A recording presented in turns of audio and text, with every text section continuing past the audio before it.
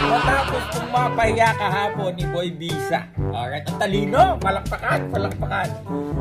Sa post niya kahapon na, hambog pero di hubog. Napahiya po kahapon eh. Nagbabawi mga kaibigan. Nirepost at ito ang caption, hambog pero di bugbog. Ayan kasi, basta lang ma-rhyme, diba? Nagpipiling o nagtatangkang magbigay ng mga quotation sa mga manonood. Di na-expose lang kung gaano kakatalino. Dr. Jose Rizal, diba? Dr. Jose Rizal, ang sunod niyan, ikaw na eh.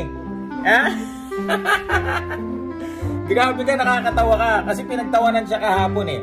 Nag-post si Boy Bisa habang siya nagpapanggap na siya ay kapatid niya. Sabi, hambog pero di hubog. In Tagalog, lasing pero, ay ano yun? At sa Tagalog, mayabang pero di lasing. Ano ba? Mas matalino pa yata yung mga batang hamog dito sa amin eh.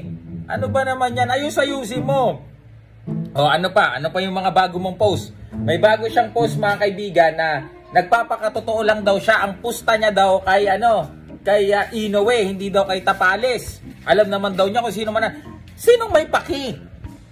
Ba't kailangan, kung pumusta ka, wala kaming pakialam. Ba't kailangan pang i-insist sa tao? Diba, alam naman kasi namin inggit ka eh. Alam namin bitter ka kay Marlon Tapales. Ayan, I'm talking about you, Boy Bisa. Diba, not your brother. It's you. Ikaw lang naman yan. Ikaw lang naman na masyadong inggit. Diba? Inggit ka nga kay Carl James Martin, diba? Nung magkakasama pa tayo. Diba? Inggit ka kay Carl James Martin. Bakit? Kasi daw si Carl James Martin, sikat na, ang daming supporter. Yung otol niya daw, nag-champion muna bago nakilala. Diba? Ano ka na ngayon?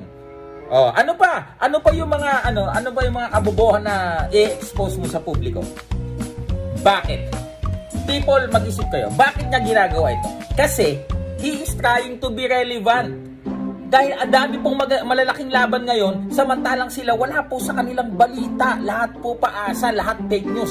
Kaya, pwersado po silang gumawa na lang ng mga ganyan, mga mockery, minamak nila si Marlon Tapales, pati yung pagganyan ng ni Marlon, minamak nila. Kasi, yung pangarap nilang gawin, si Marlon po ang gagawa. Kaya inggit na inggit po yan, lalo na po si Boy Bisa. Diba, tinatawag ka nga ng mga dati mong kasama tinatawag kang fake Rizal. Appealing niya kasi matalino siya. Hindi niya alam, tingin sa kanya ng talagang lahat ng nasa paligid sa kanya ay ob-ob. Diba? Ay nako, Boy Bisa. More please, more. More kabobohan. Silver Voice TV.